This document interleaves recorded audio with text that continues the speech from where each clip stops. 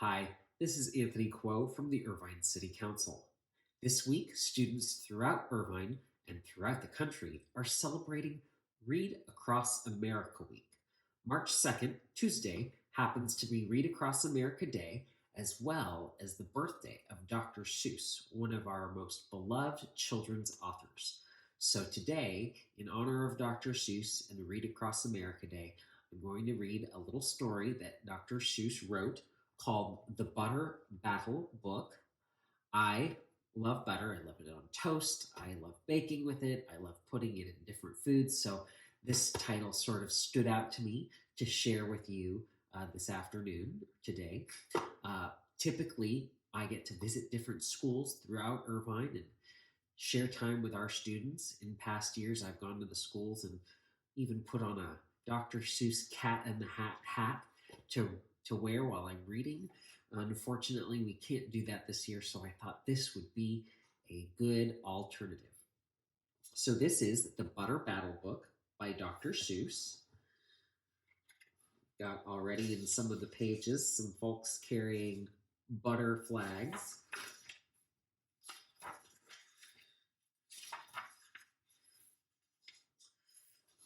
On the last day of summer, 10 hours before fall, my grandfather took me out to the wall. Look at the wall spanning the whole countryside. For a while he stood silent, then finally he said, with a very sad shake of his very old head, "As you know, on this side of the wall we are Ukes, and on the far other side of this wall live the Zooks." Then my grandfather said, "It's high time you knew of the terribly horrible thing that Zooks do. In every Zook house and in every Zook town, every Zook eats his bread with the butter side down." Notice how they've put the butter on and they're eating it upside down. "But we Ukes, as you know, when we breakfast or sup, spread our bread," Grandpa said, "with the butter side up." "That's the right, honest way," Grandpa gritted his teeth. "So you can't trust a Zook who spreads bread underneath. Every Zook must be watched. He has kinks in his soul. That's why, as a youth, I made watching my goal. Watching Zooks for the Zook Watching Border Patrol." There's the wall, and he says, Ukes are not Zooks. Keep your butter side up."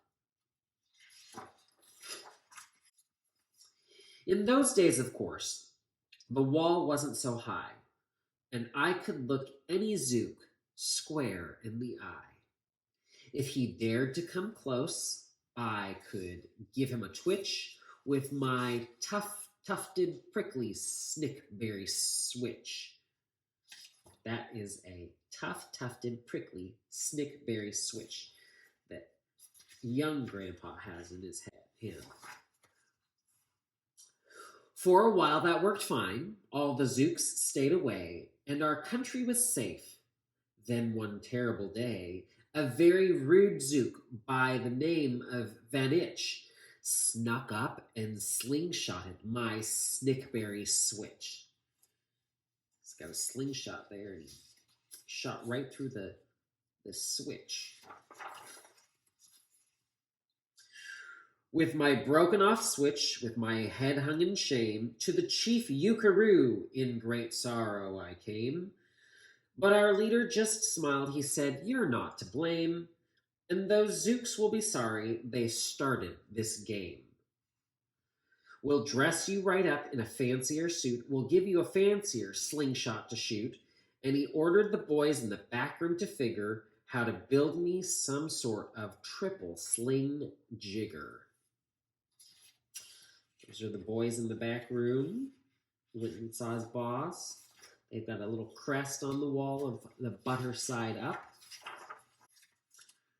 With my triple sling jigger, I sure felt much bigger.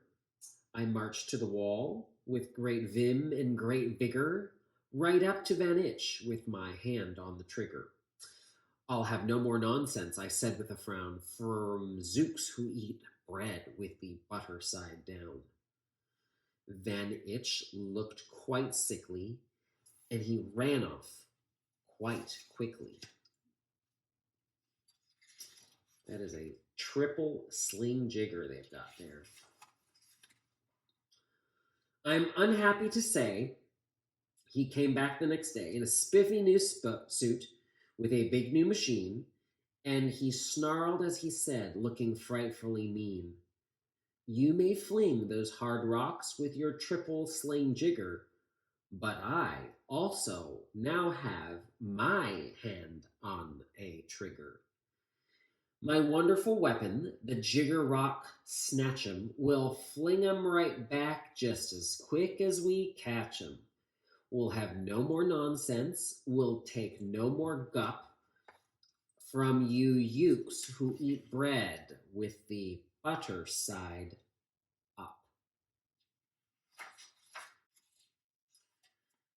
"I have failed, sir," I sobbed as I made my report to the chief Ukaroo in the headquarters fort.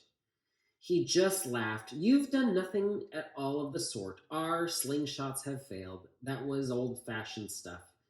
Slingshots, dear boy, are not modern enough. All we need is some newfangled kind of gun. My boys in the back room have already begun to think up a walloping whiz-zinger one. My bright boys are thinking they're on the right track. They'll think up one quick, and we'll send you right back." They thought up a great one. They certainly did. They thought up a gun called the Kickapoo Kid, which they loaded with powerful pooadoo powder and ants' eggs and bees' legs and dried fried clam chowder. And they carefully trained a real smart dog named Daniel to serve as our country's first gun-toting spaniel. Then Daniel, the Kickapoo Spaniel, and I marched back toward the wall with our heads held up high, while everyone cheered and their cheers filled the sky. "Fight, fight for the butter side up, do or die." Well, we didn't do, and we didn't die, but we sure did get worsted, poor Daniel and I. Van Itch was there too, and he said, the old pig, "The boys in my back room invented this rig called the 8-nozzled, elephant-toted boom blitz. It shoots high-explosive, sour cherry stone pits and will put your dumb Kickapoo Kid on the fritz." Poor Daniel and I were scared out of our wits. That's sitting on 2 elephants. That's a big, gnarly weapon they're approaching the wall with. Once more, by Van Itch, I was bested and beat. Once again, I limped home from the wall in defeat. I dragged and I sagged, and my spirits were low as I thought they ever could go. But when I heard a boom-bah and a diddle-dee-dill, and our butter-up band marched up over the hill, the chief Ukaroo had sent them up to meet me, along with the right-side-up songbirls to greet me. They sang, "Oh, be faithful, believe in thy butter." They lifted my spirits right out of the gutter. "My boy," smiled the chief Ukaroo, "we've just voted and made you a general. You've been promoted. Your pretty new uniform's ready. Get in it. The big war is coming. You're going to begin it. And what's more, this time you are certain to win it. My boys in the back room have finally found how. Just wait till you see what they've puttered up now. In their great new machine, you'll fly over that wall and clobber those buttered down zooks, one and all. Those boys in the back room sure knew how to putter. They made me a thing called the utterly sputter, and I jumped aboard with my heart all aflutter and steered toward the land of upside down butter. This machine was so modern, so frightfully new, no one knew exactly just what it would do. But it had several faucets that sprinkled blue goo, which somehow would sprinkle the zooks as I flew, and gum up that upside down butter they chew. I was racing pell-mell when I heard a voice yell, "If you sprinkle us, zooks, you'll get sprinkled as well." Van Itch had a sputter exactly like mine. He yelled, "My blue gooer is working just fine. And I'm here to say that if Ukes can goo Zooks, you'd better forget it, 'cause Zooks can goo Ukes." I flew right back home, and as you may have guessed, I was downright despondent, disturbed, and depressed. And I saw just as soon as I stepped back on land, so were all the girls of the Butter Up Band. The chief drum majorette, Ms. Yuki Ann Sue, said, "That was a pretty sour flight that you flew, and the chief Yukaroo has been looking for you." I raced to his office. The place was a sight. "Have no fears," said the chief. "Everything is all right. My bright backroom boys have been brighter than bright. They've thought up a gadget that's newer than new. It's filled with a mysterious moo-lacka-moo and can blow all those zooks clear to Salamagoo. They've invented the Bitsy Big Boy Boomaroo. You just run to the wall like a nice little man, drop this bomb on the zooks just as fast as you can. I have ordered all ukes to stay safe underground while the Bitsy Big Boy Boomaroo is around. They're hiding in the toppest, secretest brain nest." As I raced for that wall with the bomb in my hand, I noticed that every uke in our land was obeying our chief Yukaroo's grim command. They were all bravely marching with banners aflutter down a hole for their country and for right side up butter.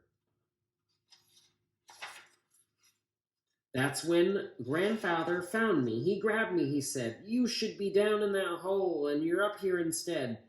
But perhaps this is for all the better somehow. You will see me make history right here, right now." Grandpa leapt up that wall with a lopulous leap, and he cleared his hoarse throat with a bopulous beep. He screamed, "Here's the end of that terrible town full of zooks who eat bread with the butter side down." And at that very instant we heard a clup clup of feet on the wall, and old Van Itch clupped up. The boys in his back room had made him one too. In his fist was another big boy boomaroo. "I'll blow you," he yelled, "into pork and wee beans. I'll butter side up you to small smithereens." "Grandpa," I shouted, "be careful, oh gee, who's going to drop it? Will you or will he?" "Be patient," said Grandpa. "We'll see. We will see." And that's it. But this is a story about how we think that others may have big differences, and they really aren't that big of differences at all. And we can live in a community and sometimes have little disagreements, and we don't have to go to war over them, and we don't have to spend all of our energies fighting these fights that are old and that we're not a part of. But I'm excited to have shared this story with you, The Butter Battle Book by Dr. Seuss, as we start Read Across America week. I've got another story waiting for you for later this week that I'm going to save for another day. But I hope you're spending time reading. I hope you're spending time learning. When I was in high school here in Irvine, I volunteered with some literacy programs to help others learn how to read. I think reading is a wonderful way to learn and to open your eyes and to broaden your own horizons. And I hope that you are able to, today or this week or whenever, pick up a book, find something that you're interested in, and just dive right on in. I'm Anthony Quo from the Irvine City Council, wishing you a happy Read Across America week.